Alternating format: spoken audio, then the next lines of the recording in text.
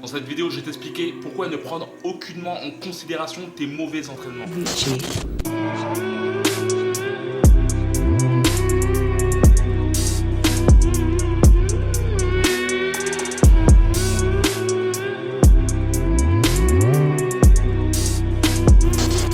Salut à toi, c'est Chinois de la boutique Ricans.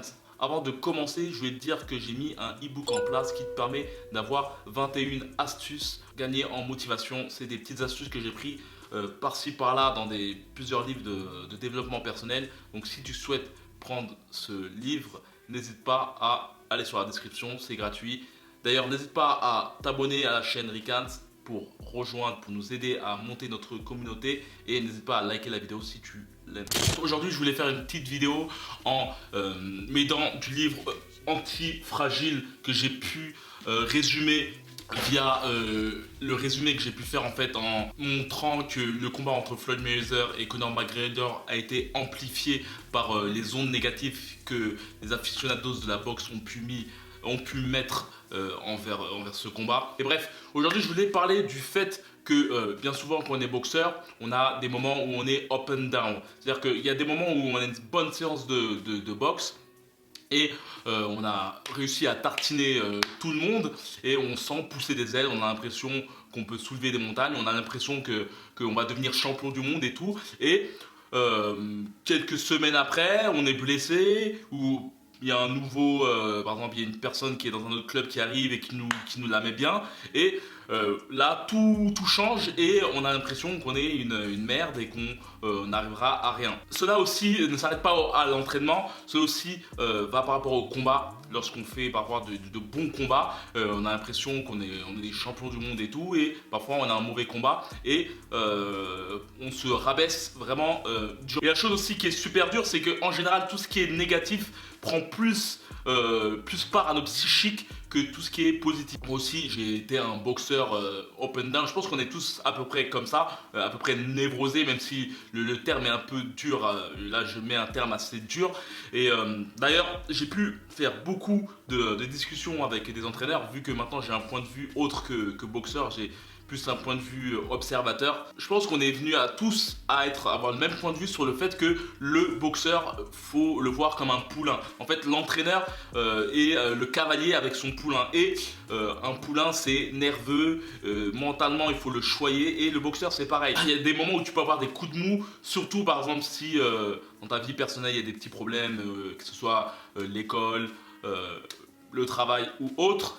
Cela peut se répercuter dans ton sport, et si par exemple tu as une mauvaise séance de boxe ou tu perds un combat, cela peut être très très dur. Tu peux être amené à par exemple arrêter pendant une semaine, 2 semaines, voire plus de fois.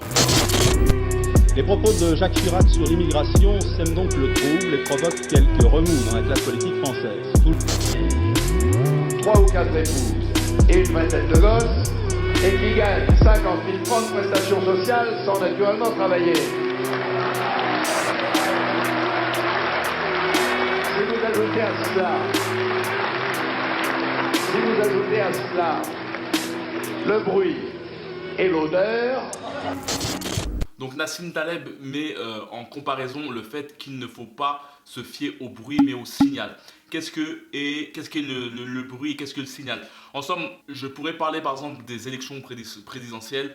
En général, il se passe un an pour que un président soit élu, et pendant ces un an on nous rabâche d'événements, de autres, un tel va gagner, un tel va gagner, un tel va gagner. Par exemple pour les élections présidentielles américaines, pendant 12 mois on nous a dit que Hillary Clinton allait gagner, et en somme ça n'a été que du bruit en fait. Au bout du compte, c'est Trump qui a gagné, et ça c'était plutôt le signal. Et si on devait rapporter ça à la boxe, par exemple, je pourrais dire que le bruit du combat serait les entraînements. Le bruit de ta carrière, ce serait un combat. Le bruit d'un combat, ce serait les rounds. C'est-à-dire qu'au bout du compte, il ne faut pas que tu mettes à défaut ta préparation pour un combat juste parce que tu as fait un mauvais entraînement. Pareil qu'il ne faut pas que tu prennes en considération ta carrière de boxeur juste parce que tu as perdu un combat. Et de même qu'il ne faut pas prendre en considération la victoire ou la défaite de ton combat si tu as perdu un round. Et quand j'y pense, en fait,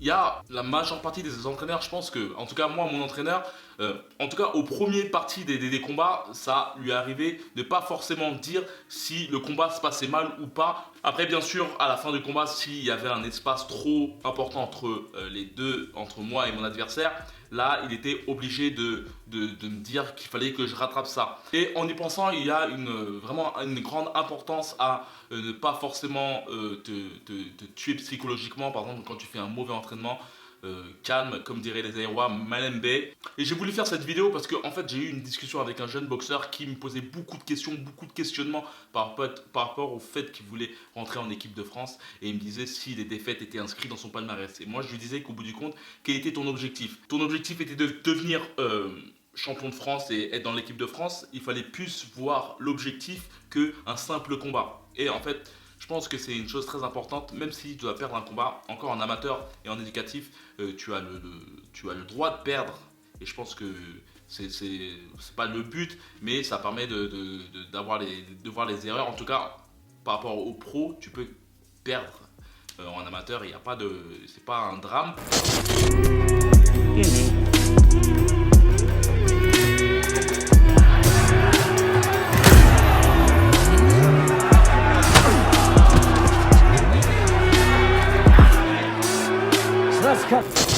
Ce que j'ai trouvé intéressant dans ce livre aussi, c'est la confrontation entre deux types de personnages qui peuvent sembler à des boxeurs en fait. La personne névrosée, un type dépressif ou autre qui pense, qui voit que le bruit et oublie le signal. Par exemple, lorsqu'il veut aller au boulot et qu'il est dans les embouteillages, il se focalise sur le bruit, sur les embouteillages et pète un câble et oublie le fait qu'il veuille aller au boulot. Et pareil, lorsqu'il a un bouton, il pense directement que c'est un cancer et voilà, le chamboulement négatif se passe dans sa tête. Et Nassim Taleb met en corrélation avec un parrain de la mafia ou un chef des armées qui lui ne pense pas du tout au bruit et se focalise uniquement sur son signal, uniquement sur son objectif. En lisant ça, j'ai vu, en tout cas dans ma tête, j'ai imaginé directement une scène de Snatch. Le premier combat de Snatch, en fait Snatch c'est un film britannique qui est extrêmement bien, je conseille vraiment de le regarder. Et dans le premier combat, on a un molosse, un gros boxeur balèze qui est complètement névrosé face à un gitan, un boxeur gitan qui boxe un point nu, chose qu'on ne sait juste à la fin de ce combat. Et au bout du compte, le premier boxeur, le molosse, commence à taper Brad Pitt à maintes reprises. Et à chaque fois qu'il se lève, il pète un câble. À chaque fois qu'il se lève, il pète un câble. Et au bout du compte, on voit Brad Pitt complètement calme, serein, qui a lui son objectif, d'ailleurs son signal de défoncer la gueule du gros molosse. Le gros molosse, lui, est focalisé sur le bruit, sur le fait que à chaque fois Brad Pitt se relève. Et donc après 3 séries où il parvient à l'envoyer par terre, Brad Pitt parvient à se relever et à le cogner. Donc j'ai trouvé ça intéressant. N'hésite pas à me dire ce que tu en penses de cette comparaison. Et de toute façon on peut le voir dans beaucoup de choses. Par exemple sur le combat entre Mohamed Ali et George Foreman. Mohamed Ali est resté stoïque pendant beaucoup de rounds, à bloquer les coups. Et d'ailleurs des gros coups que George Foreman lui donnait, il est parvenu à rester vraiment stoïque. Et il avait simplement un objectif en tête, c'était d'affaiblir George Foreman pour le piquer par la suite. Ça mérite aussi du mental, hein, du grand mental, c'est le mental des champions comme on dit.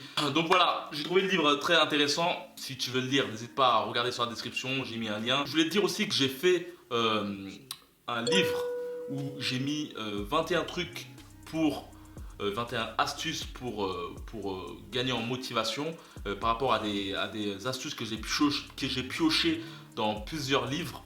Donc si tu souhaites ce petit e-book qui est gratuit, va sur la newsletter, tu pourras trouver ce fameux livre. Donc voilà, comme d'habitude, que la boxe soit avec toi.